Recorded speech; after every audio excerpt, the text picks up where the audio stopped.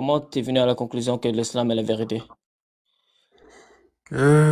Pour répondre à cette question, je dirais l'ensemble de tout ce que j'ai eu, j'ai appris de l'islam jusqu'ici. Voilà, l'éducation que j'ai eue, ou peut-être que je vois, je vois de mon père.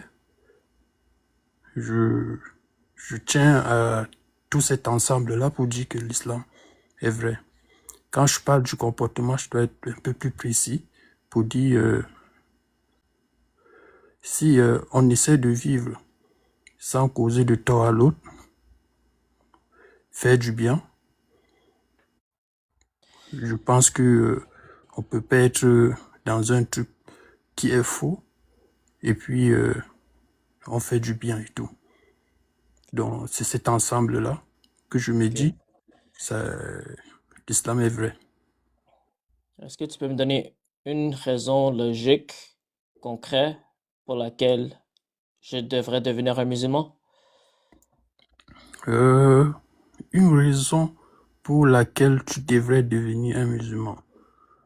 Euh, je veux un peu plus me concentrer sur, comment je vais appeler ça, le fait que, comment je te dirais, en fait, devenir un musulman, je peux pas te donner déjà la raison. Parce que si il faille que peut-être je te donne la raison, tu ne deviendras pas musulman. Il faudrait plutôt que je t'attire avec ce que je fais pour que tu sois musulman. À travers mon comportement, à travers ma façon de faire, qui va te conduire dans l'islam peut-être. Ben, Ok. si toi tu le veux, c'est ça que je peux dire. Ok. Il y a 80 personnes sur ce live. Alors, si tu peux donner une raison logique pour laquelle n'importe qui doit devenir un musulman, ça serait quoi la raison? Il y a 80 personnes, si je dois donner une raison pour convaincre 80 personnes d'être des musulmans. Je dirais tout simplement, regardez autour de vous. Si près de vous, vous voyez une personne qui a une bonne façon de vivre, qui reflète euh, des bonnes attitudes de vie, qui vous convainc en ce sens que, à travers son comportement, alors, et qui vous dit qu'il a appris ça de l'islam, je dirais tout ce qui est bon, tu peux suivre. Parce que je me dis tout ce qui est bon, euh, on prend de tout ce qui est bon un exemple en fait. Et quand, si c'est ça ton argument, on doit voir si un musulman se comporte bien, et s'il se comporte bien, on doit devenir musulman. Si tu es consistant avec cet argument, dans la même manière, si un musulman fait des bêtises et vit dans le péché, ça veut dire on doit rejeter l'islam, n'est-ce pas? Tu peux pas être un musulman et faire les bêtises, vivre dans le péché. Mais Pour moi, Mohamed lui-même a vécu dans le péché. Alors comment, en tant que musulman, vous pouvez vivre sans péché? le prophète lui-même, il a vécu dans le péché. C'est ça. Alors, qui es-tu pour dire que les musulmans ne vivent pas dans le péché? Je me dis, ma position, puisque ça parle de moi, et je vais être plus ouverte avec la logique de la, ou peut-être la réponse, pour tout ce qui est enseigné dans l'islam, et jusqu'ici, tout ce que je mime de mes parents également, qui ont puisé dans l'islam, si c'est le bon, et que je trouve qu'il n'y a pas des choses offensantes là-dessus, je me dis, je suis en train de partir dans la bonne voie. Donc, Ok. si vous avez un proche, par exemple, si vous ou peut-être toi, tu as un proche qui, qui vit dans le désordre, en fait, qui vit dans le désordre, quand je parle du désordre, je parle de l'ensemble de ses comportements de délinquance et tout, Je peux pas qualifier ça, je peux pas dire que c'est un comportement d'un musulman. Alors, est-ce que tu dirais que une des raisons pour laquelle l'islam est la vérité, c'est parce que c'est une religion morale? Oui, c'est aussi moral. Ok. Alors, est-ce que ça serait un argument pour toi? L'islam est la vérité parce que c'est une religion morale. Ça serait une preuve pour toi? Pas suffisamment. Ok. Alors, t'as aucune preuve pour l'islam alors. Est-ce que tu peux m'expliquer ce que tu attends par preuve pour moi, s'il te plaît? Une raison concrète pour laquelle on doit venir à la conclusion logiquement que l'islam est la vérité. Ok? Quelque chose qui est pas une foi aveugle. Je crois parce que je crois.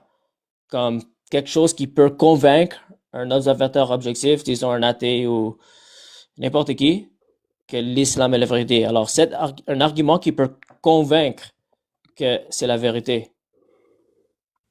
Voilà, je vais un peu essayer d'expliquer. Ok, mais je veux une réponse, mon ami. Je veux pas que tu gaspilles mon temps. Non, je ne veux pas gaspiller ton temps. Je vais prendre un cas précis. Tu as dit quelque chose, en fait. Oui, mais Donc, si tu réponds de pas à plus ma pratique. question, si tu réponds pas à Oui, ma question, parce que honnêtement, je crois pas que t'as une réponse. Alors, tu vas juste parler pour parler. Alors, si tu parles pour parler, ça gaspille mon temps. Alors, soit tu donnes une réponse, ou tu dis, j'ai pas de réponse. C'est tout. Vas-y, on va voir ta réponse. ok, merci. Je vais me redresser un tout peu. Ok, moi je me dis, pour être plus concret, si tu nais et puis autour de toi, tu reçois un ensemble d'éducation qui vient d'une religion et puis sur ce comportement, sur cet ensemble, puisque nous sommes doués d'une moralité, naturellement, nous tous, nous sommes doués on a une faculté de juger le bon et le mauvais. Donc, si dans ton esprit, tu sens que ce que tu vois, l'éducation que tu as reçue, vient du bon et que tu vois tes parents suivre cette source-là, logiquement, c'est tellement pratique pour suivre cette idéologie ou cette conviction. Ok, mais t'es d'accord qu'il y a plein de personnes qui peuvent vivre une bonne vie. Alors, une expérience, c'est subjectif. Alors, c'est pas une raison concrète. Mais si tu veux utiliser la moralité comme ton argument, si moi je te montre que l'islam est immoral, est-ce que ça va te convaincre que l'islam est faux? Oui, par exemple, Est-ce que tu as un Coran? je sais pas encore à côté. Euh, Mais vas-y, tu peux expliquer, je t'écoute. est-ce que tu connais Sourate 4:24? Euh, Est-ce que je peux te poser, tu peux me donner une motion en fait. Tu veux que quoi? Alors, euh, je pense que tu connais de l'hyperbole aussi. Tu connais de l'hyperbole. Donc, pourquoi tu parles de hyperbole quand tu connais même pas le verset que je vais te donner? Non, je suis en train de parler pour dire, il y a aussi une façon de dire les choses que en pleine moralité, on doit comprendre. Ok, alors tu vas essayer de voir si c'est l'hyperbole ce verset, ok? Je vais le lire pour toi. C'est bon? Vas-y. Ok. Sourate 4:24, ça nous dit, et vous sont interdites les femmes mariées, sauf celles que votre main droite possède. Telle est la prescription d'Allah. En dehors de cela, il vous est permis de rechercher des femmes avec vos biens, en hommes chastes, non en débauchés. Et pour celles dont vous avez joui, donnez-leur leur dot comme obligation. Il n'y a pas de péché à ce que vous veniez entre vous après l'obligation. Allah est omniscient et sage. Alors, le verset spécifique que je veux te montrer, ça dit que c'est interdit de coucher avec des femmes mariées, sauf celles que votre main droite possède. Est-ce que tu sais qu'est-ce que ça veut dire, celles que votre main droite possède? Non, vas-y, explique-moi. c'est les esclaves captifs. Alors, quand les musulmans allaient en guerre, ils prenaient les esclaves captifs et Mohammed a permis que on couche avec les femmes captives. Alors, par exemple, si on tue leur famille, c'est-à-dire peut-être leur papa, leur père, leur frère, euh, la famille, on prend la jeune fille comme esclave et selon Mohammed, on a le droit de commettre le V avec eux. Alors, comment tu peux justifier ça, mon ami? Puisque on a débuté avec une moralité pour dire il y a pas qu'on apporte un jugement, mais si tu comprends le verset, si c'est ce que j'ai compris, je dirais que il y a personne qui a été obligé de le faire de base. Mais Je, c'était permis. mais je veux qu'on se comprenne. OK, Il y a mais toi, personne qui a été est-ce que obligé de pour le toi, faire. est-ce que pour toi, c'est acceptable que Allah permet qu'on commette le V avec les femmes esclaves, les esclaves sexuels? Pour toi, c'est acceptable pour toi? Pour moi, c'est pas acceptable. Mais OK, je ne vais merci. pas Alors apporter t'es un d'accord. jugement dans ça. Alors, t'es d'accord que Allah, selon ce passage, et l'islam est immoral. Pour que tu arrives, attends, je vais un peu donner une petite motion là. Pour que tu arrives à ce désir que tu puisses prendre, ou peut-être pour que tu arrives à ce niveau où tu dois prendre quelqu'un pour coucher et ainsi, je me dis que tu as une étape de désir ou peut-être d'envie un peu où tu peux encore commettre plus de dégâts si on doit voir ça comme ça. Mais je me dis que, je me dis dans cette logique-là que si on comprend ça comme un peu, comment expliquer, comment je vais expliquer. J'espère que tu essaies de m'écouter sur ma logique, que j'essaie de te comprendre, de faire comprendre. Ouais, j'essaie de te comprendre, ouais. Et c'est ce que je dis, je parlais des figures de style, en fait. Il faut avoir une moralité un peu plus large aussi pour comprendre certains versets. Pour que tu puisses arriver à ce niveau de désir que tu dois prendre des personnes que toi tu appelles esclaves pour coucher avec elles, il faudrait que ce désir puisse être, je sais pas, puisse t'amener à commettre plus de dégâts, plus de dégâts que ce que tu vas faire en fait. Si tu me comprends. Pas vraiment. Mais est-ce que tu es d'accord que c'est immoral de commettre le V avec les esclaves sexuels? Et je vais un peu te donner une petite notion. C'est un peu comme quoi? C'est un peu Mais, comme dans une mais salle. encore, j'aimerais que tu réponds à ma question, mon ami. Tu peux Tu répondre et dis? après développer. Tu dis? Puis J'aimerais une vas-y. réponse, mon ami. Je veux pas que tu fuis la question. Est-ce que tu es Oui. d'accord que prendre les esclaves sexuels et commettre le V avec eux est immoral? Qu'est-ce que tu entends par V? Déjà, peut-être Je sais V, pas ce que tu... Là, tu vas faire semblant que tu comprends pas. je comprends. Je Ok, comprends ce que merci. tu Est-ce dis. que tu peux Mais répondre à ma question, s'il te plaît? non, Rapport sexuel c'est pas forcé. moral de faire le V. C'est immoral, t'as dit? C'est immoral de faire le V. Oui. Merci. Alors toi, t'es plus moral que Mohammed et que Allah du Coran. Non, je suis pas plus moral que eux. Est-ce que t'es sunni? Est-ce que t'es Bah, sunni? Sunni, tous ces couloirs-là, moi, je suis musulman. Je me reconnais comme musulman. Je vais pas pour être dit extrémiste ou peut-être, voilà, je suis juste musulman. Est-ce que Je tu suis pas acceptes les dans un hadiths? courant. Je peux pas me définir dans un courant islamique. Tu acceptes les hadiths? Le hadith, là, par contre, il y a des hadiths. Il y a des hadiths.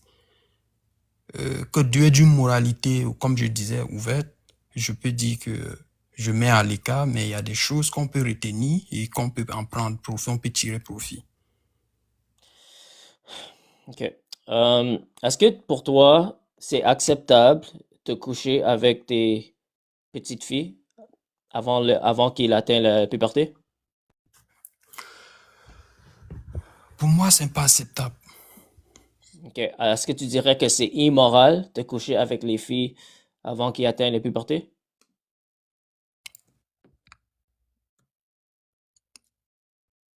Est-ce que c'est immoral de coucher? En fait, quand je vais répondre, toi, tu vas dire, je suis en train de fuir la question. Mais ça sont pas des questions que je vais te répondre strictement ou ce sont des questions ouvertes. Ça sont des questions ouvertes. Mais toi, tu vas me demander de répondre d'une façon oui ou non, immoral ou moral. C'est un peu Ouais. ça. Je Je veux veux pas juste, argumenter. je vais pas t'accuser, OK? Mais je veux que tu vois qu'est-ce que l'islam te fait, OK? Non, il faut, L'islam, ça te, ça te rend incapable de condamner le V et le P. OK? Tu me comprends? OK? Alors, si toi, ton argument, c'est que l'islam est une religion morale, tu dois être honnête avec ce que l'islam t'enseigne, le Coran t'enseigne. Alors, selon Surat 4, 24, le Coran accepte, permet les esclaves sexuels et que les soldats commettent le V avec eux. OK? Ça permet également que tu as le droit de marier les petites filles avant qu'ils atteignent la puberté. Surat 65, verset 4. OK? Et quand je te montre ces versets-là, ce que cette religion te fait, ça te force à défendre les choses atroces. OK? Alors, je veux juste que tu remarques ça, mon ami. Et j'espère que ça va faire quelque chose en toi. Euh, ouais, je peux parler. vas-y. Euh, est-ce que, est-ce que marier, quand on dit ça te permet de marier, le Coran te permet de marier, est-ce que marier est passé à l'acte, voilà? Est-ce que ça te permet de marier et passer à l'acte? Marie est la Vierge, tu veux dire? Oui. Elle était vierge quand elle a donné naissance à Jésus. Non, je parle pas de Marie. Je suis en train de te dire, est-ce que quand tu parles, quand tu dis ceci, le Coran te permet de marier une fille qui n'a même pas encore atteint la puberté et de passer à l'acte avec elle, avec cette fille-là. Est-ce que Ouais. c'est vrai ce que tu dis? Oui, c'est vrai. Sourate 65, verset 4. Vas-y, est-ce que tu peux nous lire ça, s'il te plaît? Sourate 65, verset 4 nous dit, celles de vos femmes qui n'espèrent plus les menstrues. Si vous avez des doutes, leur délai d'attente est de 3 mois. De même pour celles qui n'ont pas encore eu leur menstrue. Quant aux femmes enceintes, leur délai prend fin lorsqu'elles accouchent. Et quiconque craint Allah, il lui facilite les choses. OK? Alors ici, c'est en train de parler de divorce. Alors, quand tu divorces une petite fille qui n'a pas atteint la puberté, tu dois attendre 3 mois. Pourquoi? Parce que tu dois assurer qu'elle n'est pas enceinte. OK? Quand on lit Surat 2, verset 2, 28, ça nous dit, les femmes divorcées doivent observer pour elles-mêmes un délai d'attente de 3 mois. Il ne leur est pas permis de dissimuler ce que Allah a créé dans leur matrice si elles croient en Allah et au jour dernier. Durant ce délai, leurs maris ont plus de droit à les reprendre s'ils veulent la réconciliation. Les femmes ont des droits équivalents à leurs obligations conformément à l'usage reconnu, et les hommes ont cependant un degré de responsabilité supplémentaire. Allah est puissant et sage. OK? Alors, ici, ça nous dit que les femmes divorcées doivent attendre 3 mois Et je vais te montrer un autre passage. Sourate 33, verset 49, si je ne me trompe pas.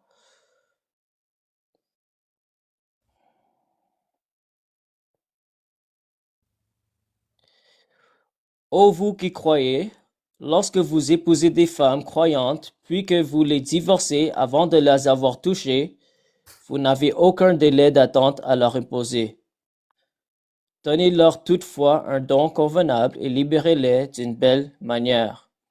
Alors ici, ça dit que quand vous avez épousé une femme et tu la divorces avant de les avoir touchées, il n'y a pas de délai. Pourquoi il n'y a pas de délai quand on ne les touche pas?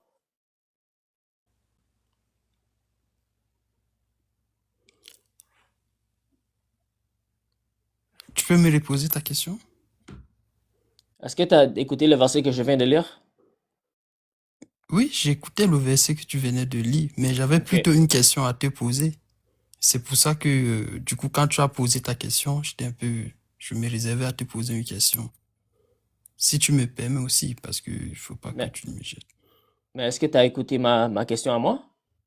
Non, je peux écouter ta question, toi. Ok, ici ça dit, quand vous épousez des femmes croyantes, puis que vous les divorcez avant de les avoir touchées, vous n'avez aucun délai d'attente à leur imposer. Alors quand tu couches avec une femme croyante, mais tu n'as pas encore touché la femme, t'as pas besoin d'attendre 3 mois. Pourquoi? Pourquoi on n'a pas besoin d'attendre 3 mois? De base, moi, je t'ai parlé ici d'une moralité pour pouvoir comprendre le Coran. C'est vrai que des gens, ils vont entendre que je vais pouvoir pas répondre, ou peut-être je vais te décevoir ne pas répondre. Mais je pense que chaque moralité a ses limites. Et moi, de base, je peux pas te répondre. Je peux pas te répondre à ça. Mais ce que je sais de positif, c'est que l'islam condamne toute relation avec des mineurs.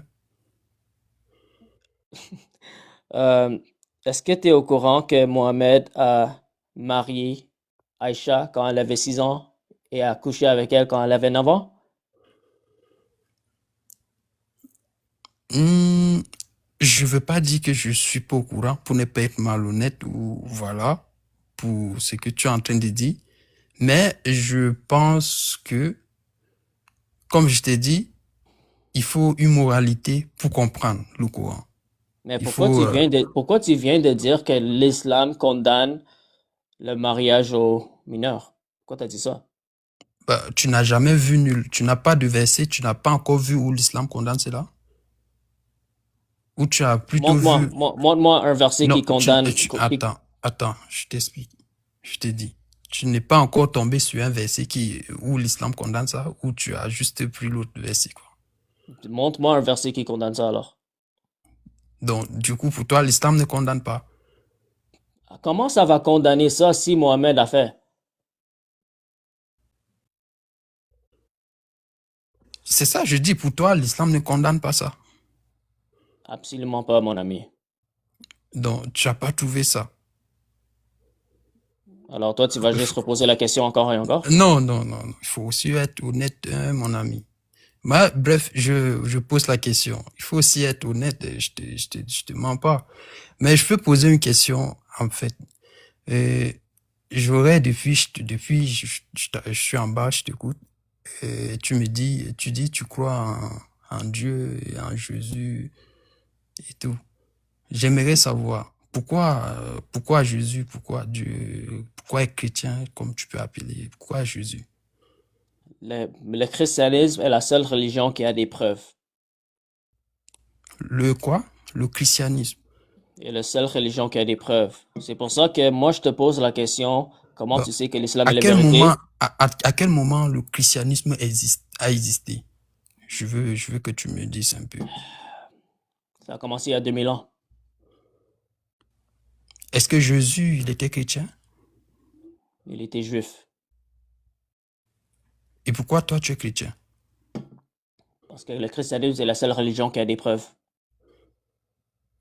Mais Jésus, lui, n'était pas chrétien. Et tu crois en Jésus. lui? Est-ce que tu penses que c'est un bon argument, ton argument? Et je t'ai posé une question aussi, non, frère? Je pense que je suis en train de vouloir comprendre. Si tu Je me pense réponds pas. aussi bien que ça, Je pense pas que tu es en train de vouloir comprendre, mon ami. pourquoi tu dis ça? Parce que déjà, tu es malhonnête avec les versets que je t'ai montrés. Et soudainement, tu es en train de essayer de attaquer le christianisme en disant est-ce que Jésus était chrétien? Et quand je te réponds, tu me poses la même question. Non, Alors, j'ai non, non, l'impression que tu veux non, gaspiller mon non, temps. non, non, écoute. De la même façon que tu es en train de me dire que j'ai évité de te répondre des questions de l'autre côté, J'ai c'est aussi de la répondu. seule façon que je j'ai- vais dire que toi, tu es en train d'éviter de répondre mes questions sur cette base. Parce que toi, tu sais, toi et moi, que Jésus n'était pas chrétien et tu l'as dit, il était juif. Bon, moi, je vais te poser. Toi qui es chrétien, est-ce que tu es juif? C'est quoi la définition d'un chrétien? Ben, c'est toi qui devrais m'expliquer, me donner la définition plus claire. C'est pas moi de venir t'expliquer puisque tu es chrétien. Les chrétiens, c'est quelqu'un qui suit les enseignements de Jésus-Christ. OK? C'est les personnes qui croient à la divinité, la crucifixion et la résurrection de Jésus. OK? Quand Jésus est venu sur la terre, il était un juif monothéiste. OK? Et c'est lui qui a commencé le christianisme. Alors, le christianisme, c'est ceux qui suivent les enseignements de Jésus. C'est pour ça qu'on dit qu'on est chrétien. Lors de ces miracles, lors de ces miracles de Jésus, est-ce que lui, il est allé au-delà des Juifs? J'ai pas compris la question. C'est-à-dire que je peux parler de ça, lors de ces miracles, lors de ces moments comment on va appeler ça, lors de ces sorties ou de ces prédications, est-ce que Jésus est allé au-delà des Juifs? Il était juif quand il était sur la terre. Je ne sais pas si c'est ça ta question. Il était Il juif. était, il était pour les Juifs. Il a dit, pendant qu'il était sur la terre, il était pour la juif, mais après qu'il a ressuscité, il a dit qu'il est pour toutes les nations. Mais pourquoi quand il était sur la terre, il n'a pas aidé les non-Juifs?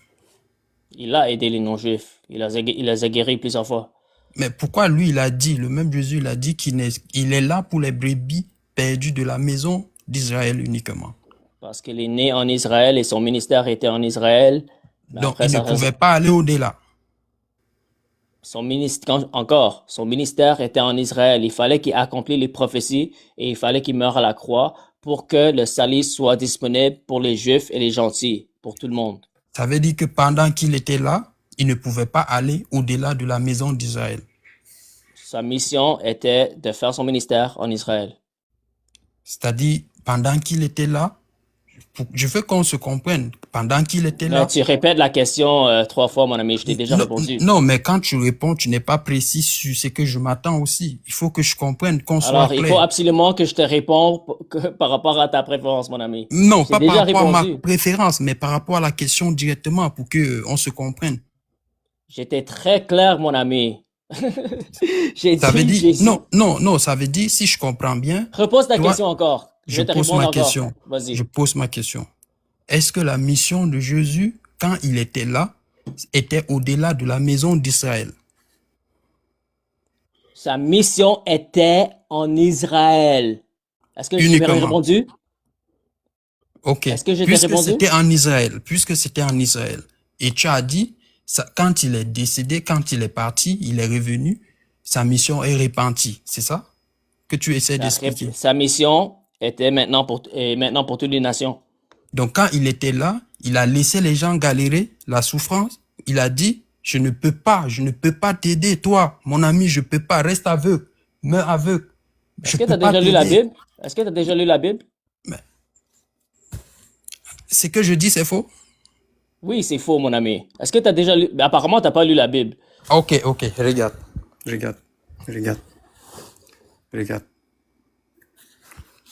Jésus n'a pas dit, j'ai été envoyé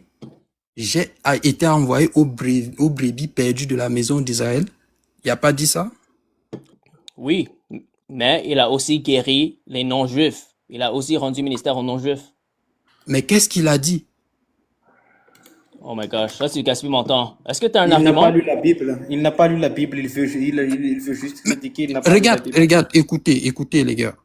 Il faut pas Si venir tu as lu la tirer et Bible, tout. écoute-moi, écoute-moi. Si tu as lu la Si tu Bible, me dis que Jésus était là pour les Israélites ou pour la si maison tu as lu d'Israël la Bible, uniquement, tu aurais pourquoi vu ce toi, passage. pourquoi- Écoute-moi, le, écoute-moi. le On problème, t'a c'est pas écouté que tout à j'ai l'heure. lu la Bible ou pas, mon ami.